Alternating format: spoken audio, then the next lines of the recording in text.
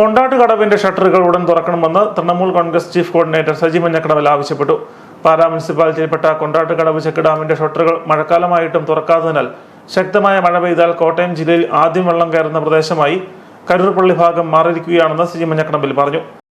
പാലാ മുനിസിപ്പാലിറ്റിയിലെ കൊണ്ടാട്ട് കടവ് check dam, ആ check dam മഴക്കാലമാകുമ്പോഴും ആ ചെക്ക് ഡാമിന്റെ ഷട്ടറുകൾ തുറക്കാത്തത് മൂലം ഇന്ന് കരൂർ പള്ളി പ്രദേശം ഉൾപ്പെടുന്ന പ്രദേശം റോഡിൽ കോട്ടയം ജില്ലയിൽ ആദ്യം ഒരു നല്ല മഴ പെയ്താൽ വെള്ളം കയറുന്ന സ്ഥലമായി ഇന്ന് കരൂർ പ്രദേശം മാറിയിരിക്കുകയാണ്. ഇതുമൂലം വലിയ അപകടങ്ങൾ കഴിഞ്ഞ പല ദിവസങ്ങളിലും ഉണ്ടായിട്ടുണ്ട്. ഇന്ന് വലിയൊരു അപകടമുണ്ടായി, അത് ഒഴിവായി. നമുക്കറിയാം, 5:30 പാലായിൽ നിന്ന് പുറപ്പെടുന്ന നിലമ്പൂർ ബസ്, ആ ബസ് നേരെ ആ വെള്ളത്തിൽ വന്ന് കുടുങ്ങി ഈ വലിയ അപകടമുണ്ടായി. നാട്ടുകാർ ഓടിക്കൂടി ആ ബസ് തള്ളി മാറ്റിയത് കൊണ്ടാണ് അപകടം ഒഴിവായത്. ഇത് പാലാ മുനിസിപ്പാലിറ്റി അനാസ്ഥയാണ് ഈ പ്രശ്നത്തിന് കാരണം. മുനിസിപ്പൽ അധികൃതർ അടിയന്തരമായി ഇടപെട്ടുകൊണ്ട് ഈ ചെക്ക് ഡാം തുറന്നു വിടണം. കരൂരിലെ ജനങ്ങൾക്ക്, ഞാൻ പറഞ്ഞല്ലോ, ഇവിടെ യാത്ര ചെയ്യാൻ സഞ്ചാര സ്വാതന്ത്ര്യം നിഷേധിക്കപ്പെട്ടിരിക്കുന്ന സാഹചര്യമുണ്ട്.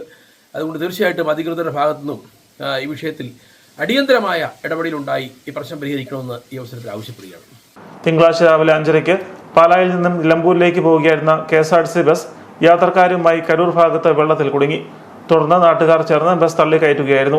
മുനിസിപ്പൽ അധികാരികളുടെ അനാസ്ഥയാണ് ഈ അവസ്ഥയ്ക്ക് കാരണമെന്നും അടിയന്തരമായി ചെക്ക് ഡാമിന്റെ ഷട്ടറുകൾ തുറന്ന് പ്രശ്നം പരിഹരിക്കണമെന്നും സജി ആവശ്യപ്പെട്ടു.